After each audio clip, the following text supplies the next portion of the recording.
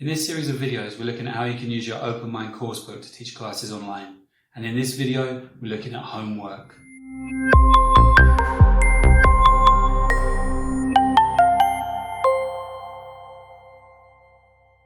In our video on planning online courses with Open Mind, we looked at the idea of dividing course sessions into synchronous or live sessions and asynchronous sessions that are done away from the live classroom.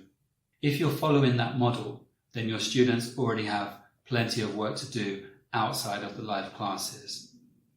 But just in case you need more independent work for your students to do when they're not in the live class with you, here are some more ideas. The first place to look for extra homework tasks is the Open Mind Teacher and Student Resource Centres, which are accessed at the course websites macmillanopenmind.com and macmillanmind.com. In the resource centres, you'll find downloadable video files, video worksheets and scripts, audio files, and word lists, all of which can be used for self-study.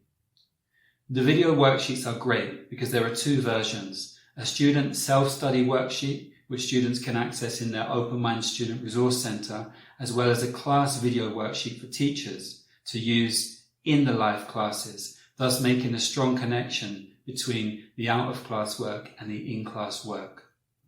The sequences on the video worksheets are based on easy to follow before you watch, while you watch, and after you watch sequences, so that students can work on them without support. Using the word list for self-study can be really useful.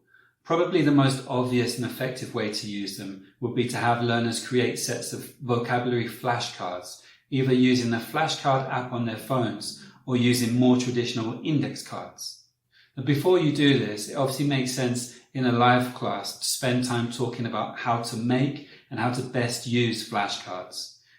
We can show them a few simple retrieval techniques so that they understand that it's more than just about reading what's on the card.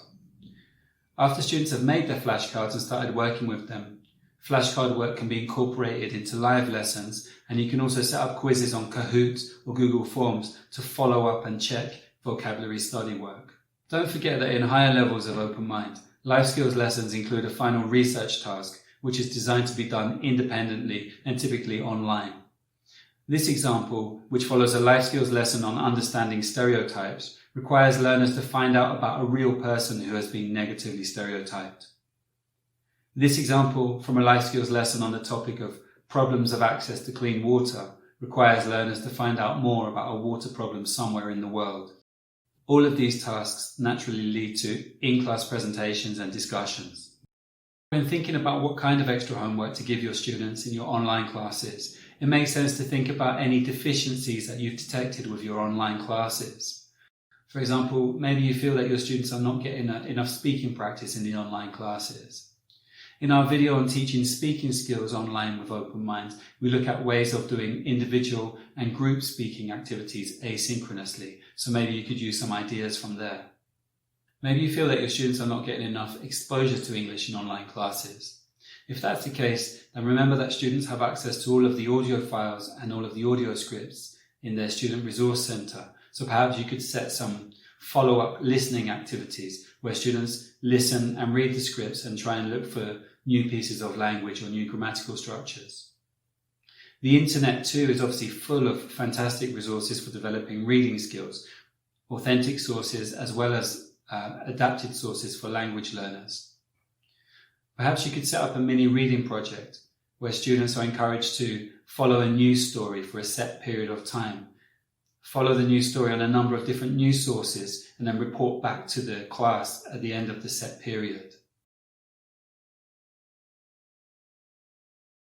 Alternatively, learners could write an online reading journal.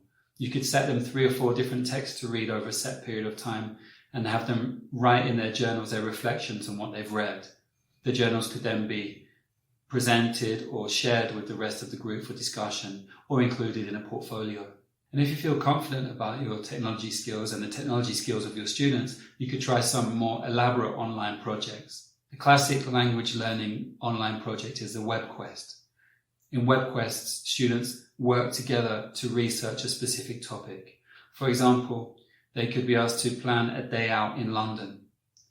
Some background information like arrival time and departure time would be given, and you would set certain criteria, like they need to plan a day out in which they visit 3 of the most important landmarks and 1 of the biggest museums.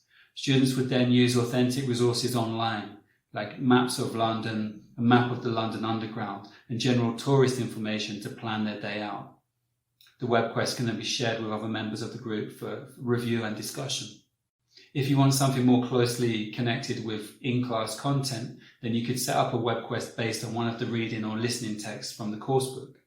For example, as a follow-up to this coursebook reading sequence on the topic of plastic bottle use, learners could do a Webquest about plastic pollution in the oceans.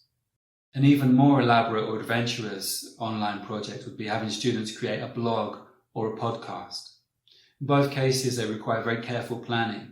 To create a podcast, students would need to come up with a name for a podcast, decide on the topic, whether it's an area of interest or the town that they live in or their favourite football team, for example. They would need to decide on the length of the sessions and the format, whether it's a monologue or a dialogue. They'd also need to decide if it's scripted or improvised. And as it's a language learning project, you'd probably need to establish some rules about what can and can't be said on the podcast. But with a lot of support and a little bit of technical expertise, students could conceivably plan and create their podcasts and share them with the rest of the group.